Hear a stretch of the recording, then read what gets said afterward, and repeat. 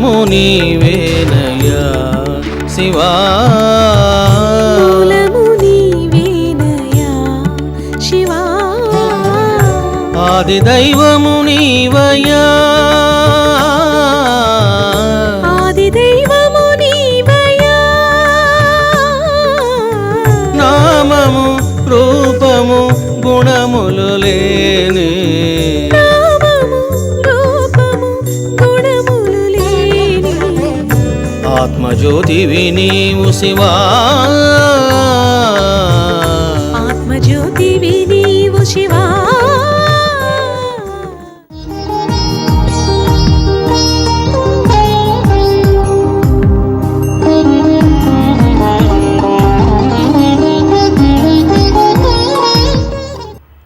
అందుకే చూడండి రామకృష్ణ పరమహంస వారు అంటారు, ఎంతవరకు మానవుడు అహంకారం చేతిలో ఆధీనమై ఉంటాడో వాడు బానిసగా బ్రతుకుతాడు. ఎప్పుడు బానిసగా బ్రతుకుతాడో అనేక విచారాలతో, అనేక ఆలోచనలతో, అనేక అశాంతులతో, సంఘర్షణలతో బాధపడతాడు. కాబట్టి అహంకారాన్ని నీ చేతిలో ఉంచుకో అని చెప్పడం జరిగింది పరమహంస వారు. చూడు, మనిషి బాధపడుతూ ఉంటాడు, వెంటనే అక్కడ విచారణ జరగాల. నువ్వు ఎప్పుడైతే బాధపడుతున్నావో, ఈ విధంగా జరిగిందే అని ఆలోచిస్తూ ఉన్నావో, అర్థమేంటో తెలిసినా అజ్ఞాన ఆవాహనంలో ఉన్నావు నీవు. ఎందుకు అక్కడ బాధపడేవాడు ఎవడు? అహంకారమే. మరి నీవెవరివి? సాక్షి స్వరూపినివి. మరి ఎలా ఉండాలి నీవు? సాక్షిగా ఉండాలి. ఏ విధంగా బాబావారు అహంకార శూన్యతను మనకందరికీ బోధించాడు అనేది అద్భుతమైనటువంటి సన్నివేశము సచ్చరిత్రలో. కాబట్టి సచ్చరిత్రలో ఒక అపురూపమైనటువంటి ఘట్టం ఇది అహంకారం మీద. జవహర్ ఆలీ అనేటువంటి ఒక ఫకీరు ఎక్కడి నుంచో రహతాకు వచ్చాడు. తాను ఖురాను చక్కగా చదువుకున్నాడు, మంచి మాటకారి. ఇంకేముంది, ఎప్పుడైతే శక్తి లేకపోయినా, సంస్కారం లేకపోయినా, మాటకారితనం ఉందా, వెంటనే శిష్యులు తోడవుతారు. తన యొక్క మాటకారితనం వల్ల ఏం జరిగిందంటే చాలామంది శిష్యులు కూడా తోడైనారు.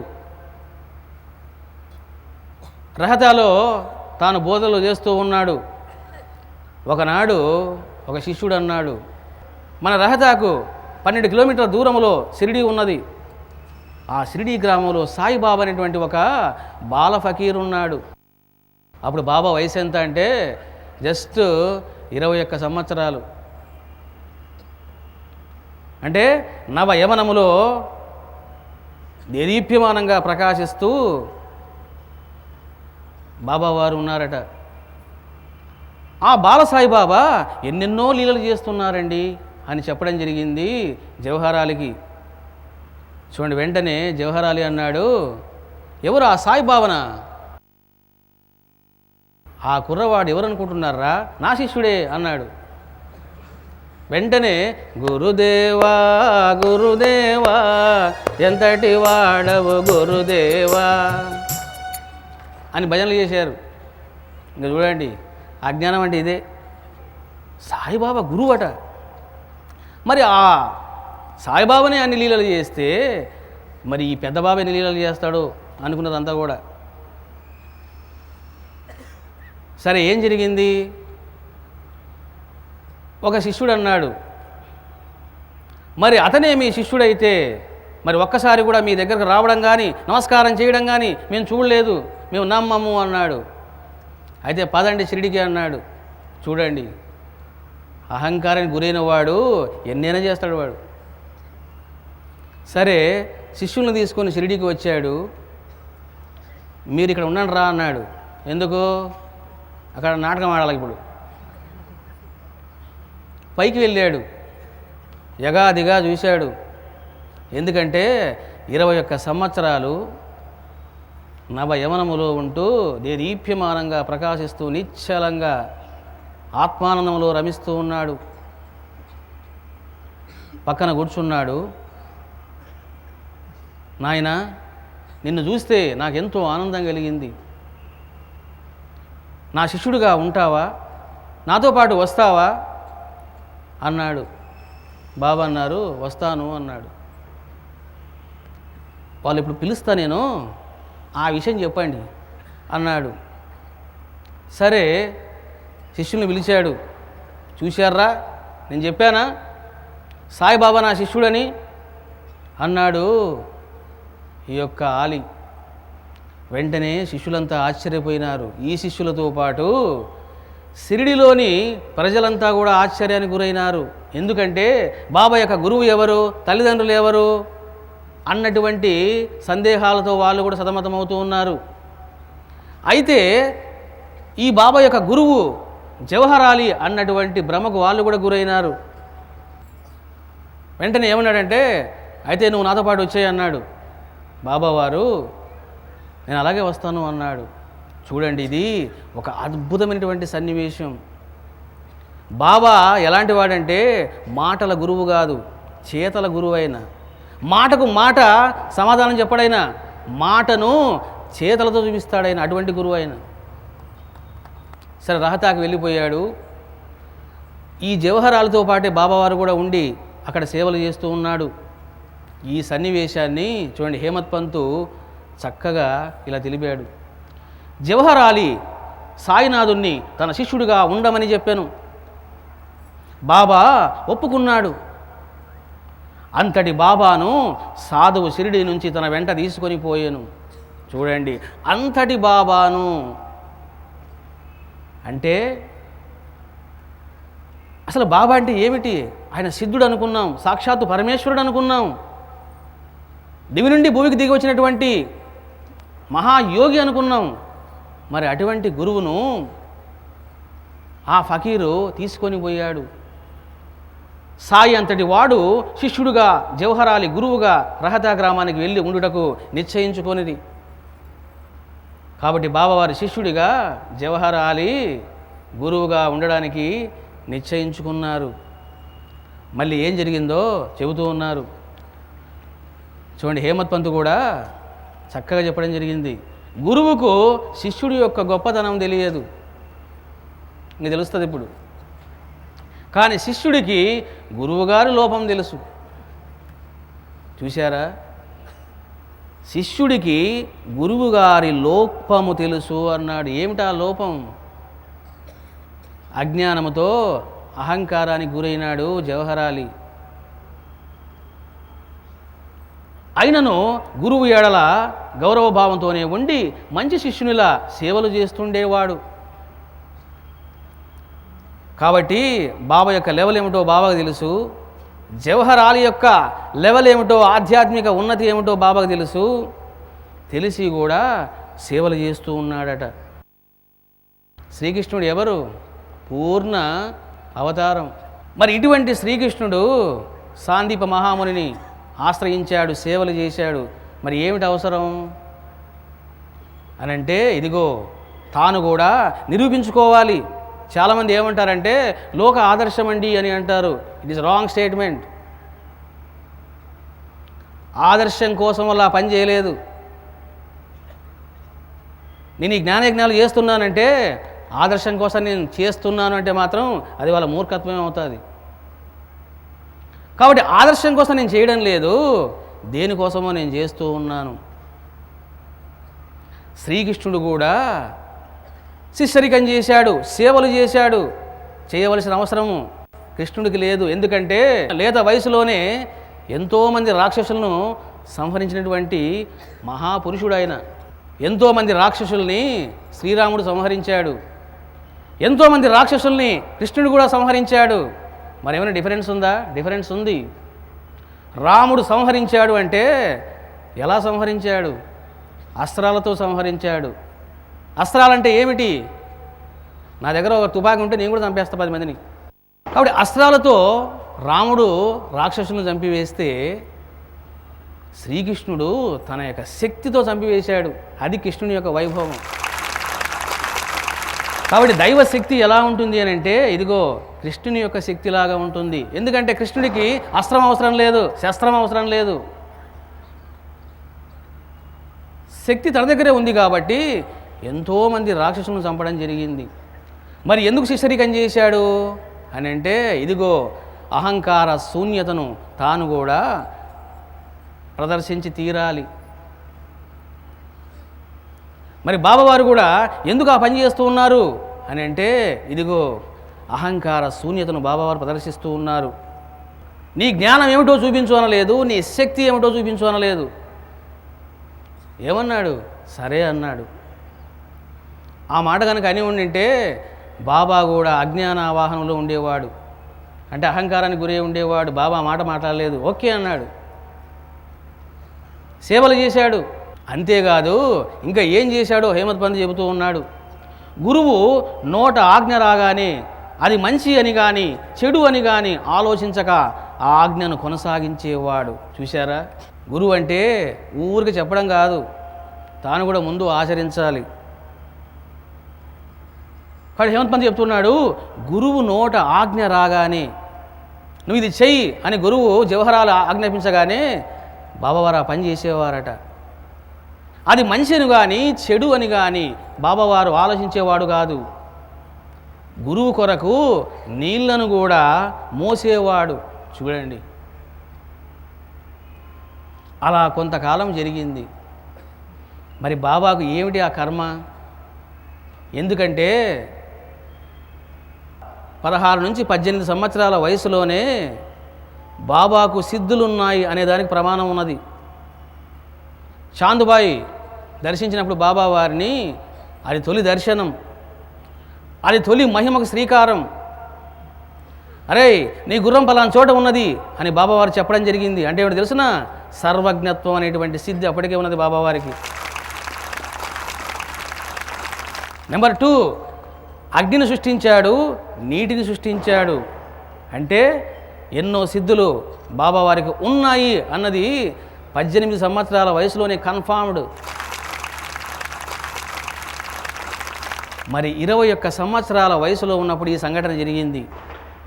మరి ఎందుకు బాబావారు ఆ విధంగా ప్రవర్తించాడు? ఒక సాధారణ గురువుకు సేవ చేసినట్టు అవసరం బాబాకి ఏమున్నది అంటే, ఏదో బాబా చెప్పదలుచుకున్నాడు, తాను ఆచరించాలి అనుకున్నాడు, ఆచరించాడు. ఎందుకో తెలుసున? యత్ ఆచరితి శ్రేష్ఠ తత్తద్ ఏవ ఇతరా జనః సహ యత్ ప్రమాణం కురుతే లోకః తదు అనువర్తతే. రాబోయే కాలంలో నేను మహాగురువుగా, కలియుగ గురువుగా కాబోతూ ఉన్నాను. కాబట్టి నా ఆచరణను చూసి వాళ్ళు కూడా ప్రవర్తించాలి అని బాబావారు అనుకున్నారేమో. ఇదిగో ఆ విధంగా సేవ చేయడం జరిగింది. సాక్షాత్తు పరమశివుడు గురుగీతలో చెబుతాడు, గురునాం సదసద్వాపే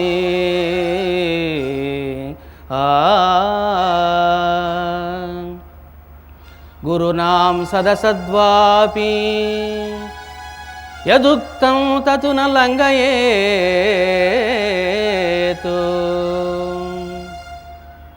గురునాం సదసద్వాపి. చూడండి, సత్ అసత్. సతు అంటే ఏమిటంటే మంచి, ధర్మము, నీతి. అసతు అంటే ఏమిటంటే అధర్మము, చెడు, అవినీతి. పరమశివుడు సాక్షాత్తు ఏం చెబుతూ ఉన్నాడంటే, యదుక్తము, ఏదైతే చెప్పబడి ఉన్నదో ఎవరి చేత? గురునా, గురువు చేత.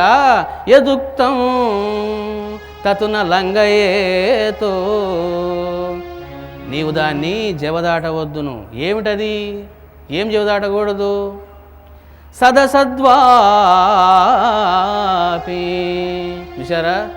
సదసద్వాపి, మంచి కానీ చెడు కానీ గురువు ఏం చెబుతాడో దాన్ని నువ్వు ఆచరించు నాయనా అని చెబుతూ, కుర్వన్ ఆజ్ఞం దివారాత్రో, పొద్దున్నో రాత్రో సాయంత్రమో కాదు, రాత్రి పగలు 24 hours. కుర్వన్ ఆజ్ఞం దివారాత్రో దాసవతు నివసేతు గురౌ. ఒక దాసంలాగా నీవు ఉండు నాయనా అని సాక్షాత్తు పరమశివుడు చెప్పడం జరిగింది. చూశారా? కాబట్టి దాసుడులాగా బాబావారు సేవ చేశారు. దీన్ని బట్టి ఎంతటి అహంకార శూన్యతను బాబావారు ప్రదర్శించారో మనకు అవగతమవుతుంది. సరే, కొంతకాలం జరిగింది. ఏం జరిగింది? బాబా కోసము షిరిడీ ప్రజలు వచ్చారు. ఏమిటి బాబా, ఏ మాయ చేశాడు వాడు మిమ్మల్ని? ఎటువంటి సిద్ధులు మీరు, ఎటువంటి మహిమాన్వితులు మీరు, సర్వం తెలిసినటువంటి గురువులు మీరు. మరి మీరు ఎందుకు ఈ విధంగా ప్రవర్తిస్తున్నారు? ఎందుకు ఆయనకు సేవ చేస్తున్నారు? మాకైతే అర్థం కావడం లేదు అన్నప్పుడు చూడండి, బాబావారు చెప్పారు, ఆ జవహరాలికి కోపం ఎక్కువ. మీరు అనవసరంగా ఆయన కోపానికి గురి కావద్దు. కొంతకాలం ఇలా జరగని, మీరు వెళ్ళిపోండి, సహనంతో ఉండండి అన్నారు బాబావారు. చూశారా, నేను ఈ విధంగా ఎందుకు చేస్తున్నానో నాకు తెలుసు, మీకు తెలియదు. కాబట్టి మీరు సహనంతో ఉండండి, జరగబోయేది చూడండి అన్నారు బాబావారు. ఏం జరిగింది? కొంతకాలానికే, వెరీ ఫ్యూ మంత్స్, షిరిడీలో దేవిదాస్ అనేటువంటి ఒక మహాత్ముడు ఉన్నాడు. దేవిదాసు చక్కని శాస్త్రజ్ఞానం కలిగినటువంటి వాడు. వెంటనే కొంతమంది ఏం చేశారంటే, నీవే గనక గొప్ప మహాత్ముడవైతే జవహరాలి, ఆ దేవిదాసును ఓడించు, అప్పుడు మేము కూడా బాబాతో పాటు ఈ షిరిడీ ప్రజలంతా కూడా నీ శిష్యులమవుతాము అన్నారు. చూడండి, అహంకారానికి హద్దులుండవట. జవహరాలు అనుకున్నాడు, సాయిబాబా నా సొంతం అయ్యాడు, ఇక వాణ్ణి ఓడిస్తే ఈ షిరిడీ గ్రామమే నా సొంతం అవుతుంది అనుకున్నాడు. సరే అన్నాడు. ఇద్దరు కూర్చున్నారు, వాదోపవాదాలు మొదలుపెట్టారు. సకల శాస్త్ర పరిజ్ఞానం కలిగినటువంటి దేవిదాస్ ముందు చిత్తుగా ఓడిపోయినాడు జవహరాలి. ఎందుకంటే వేదాంగాలను, ఉపనిషత్తులను, పురాణాలను, స్మృతులను, ఇతిహాసాలను బాగా అధ్యయనం చేసి విచారణ చేసినటువంటి వాడు దేవిదాసు. ఫ్యూ మినిట్స్లో ఓడించాడు జవహరాలిని. ఇక అవమానంతో షిరిడీ విడిచిపెట్టి వెళ్ళిపోయాడు జవహరాలి. సరే, కొంతకాలం జరిగింది. మళ్ళీ జవహరాలి షిరిడీకి రావడం జరిగింది. చూడండి, అప్పుడేం జరిగింది అనే విషయాన్ని హేమత్ పంత్ చెప్పడం జరిగింది. జవహరాలి షిరిడీ నుండి వైజాపూర్ వెళ్ళి చాలా సంవత్సరాల తర్వాత షిరిడీకి వచ్చాడు. చూడండి, జవహరాలి వైజాపూర్కి వెళ్ళిపోయాడట. చాలా సంవత్సరాల తర్వాత షిరిడీకి మళ్ళీ వచ్చాడు. ఏం జరిగిందో హేమత్ పంత్ చెబుతూ ఉన్నాడు. నేను మీకు ఎందుకు కొన్ని విషయాలు చూసి చెప్తానంటే, గ్రంథకర్త కానీ బాబా కానీ ఏవైతే కొన్ని మాటలు చెప్పినప్పుడు వాటిని యథాతథంగా భక్తులకు అందించాలి.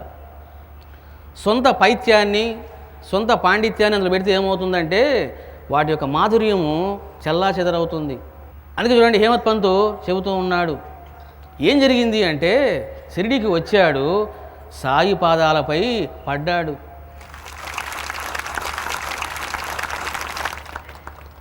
ఇక్కడ హేమత్ పంత్ మాటలు కూడా చాలా చూడండి అందంగా ఉంటాయి. సాయి పాదాలపై పడ్డాడు, అతని అహంకారము తొలగిపోయేను. ఆనాడు అహంకారముతోన నేను గురువును అన్నాడు, ఈరోజు వచ్చి పాదాల మీద పడ్డాడు. అప్పటికి జవహరాలి వయస్సు 64 సంవత్సరాలు, బాబా వయస్సు జస్ట్ 21 to 23. బాబా పాదాల మీద పడి, నన్ను క్షమించు బాబా అని పాదాలు గట్టిగా పట్టుకున్నాడంట. ఎందుకంటే ఎన్నో మహిమలు, ఎన్నో లీలలు విన్నాడు జవహరాలి. మరి అప్పుడైనా బాబావారు ఏ విధంగా ప్రవర్తించారు అనేది కూడా మళ్ళీ చాలా ఇంట్రెస్ట్గా ఉంటుంది. ఎప్పుడైతే జవహరాలు వచ్చి బాబా కాళ్ళ మీద పడ్డాడో చూడండి, బాబావారు క్యూ ఐసా కర్తా హై, ఎందుకు అలా చేస్తున్నారు, అలా ఉండండి అన్నారట. అదే గనక మనమైతే, ఇప్పుడు తెలిసిందారా నీకు, ఇప్పుడు బాగా తెలిసింది కదా అనే మాట మాట్లాడతాం. చూశారా, బాబా అసలు అలా కూడా మాట్లాడలే. క్యూ ఐసా కర్తా హై, ఎందుకు మీరు ఆ విధంగా చేస్తూ ఉన్నారు? అలా ఉండండి అని చూడండి చెప్తున్నారు హేమత్ పంతు. బాబా అతనిని ఇది వరకులాగే గౌరవంగా చూశాను, మళ్ళీ తక్కువగా చూడలేదు, గౌరవంగా చూశాను. చూశారా? ఒక నిజమైనటువంటి మహాత్ముడు ఏ విధంగా ఉంటాడు అని ఒక్క మాటలో చెప్పండి అంటే బాబాలాగా ఉంటాడు. కాబట్టి నీవు నా శిష్యుడు అన్నప్పుడు అహంకారం పడలేదు, నన్ను క్షమించండి అని కాళ్ళ మీద పన్నప్పుడు కూడా అప్పుడు కూడా మళ్ళీ అహంకారం చెందలేదు. చూడండి ఎలా ఉన్నాడో అలాగే ఉన్నాడు. ఎందుకో తెలుసునా? అజ్ఞాన ఆవాహనములో లేడు. This is the reason. అహంకారానికి అతీతంగా ఉన్నాడు కాబట్టి అట్లా ఉండండి అన్నారు, అంతే బాబావారు. అందుకే చూడండి వేమన చెప్తాడు, అల్పుడెన్ని పలుకుల లయక పలికినా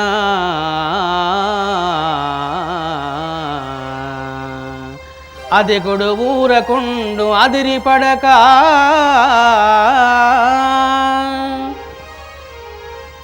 కంచు మ్రోగునట్లు కనకంబు మ్రోగునా విశ్వదాభిరామ వినురవేమ.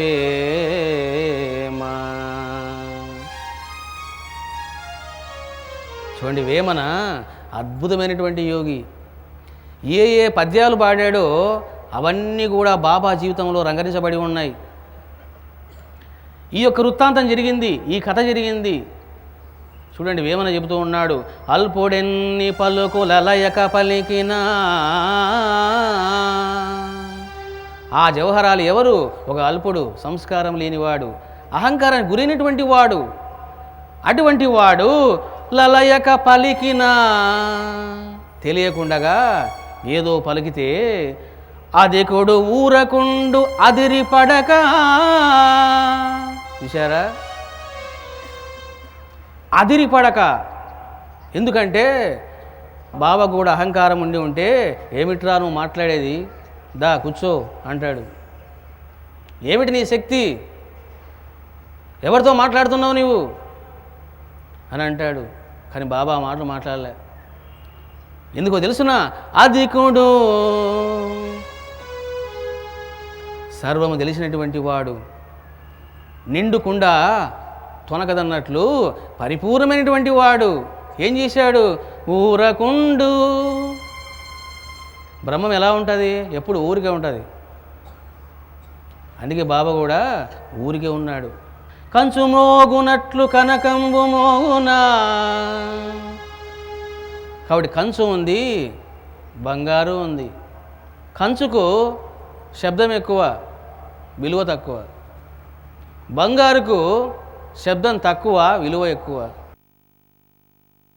అందుకే వేమన అంటున్నాడు, నిజమైనటువంటి మహాత్ముడు ఇదిగో ఎప్పుడు కూడా అదిరిపడాడు, ఎక్కువగా మాట్లాడాడు, మౌనంగా ఉంటాడు అని చెప్పడం జరిగింది వేమన కూడా. నీవేనయా శివా, మూలము నీవేనయా శివా, మూలము నీవేనయా శివా, మూలము నీవేనయా శివా, ఆది దైవము నీవయ్యా, ఆది దైవము నీవయ్యా, నామము రూపము గుణములు లేని, నామము రూపము గుణములు లేని ఆత్మజ్యోతివి నీవు శివా,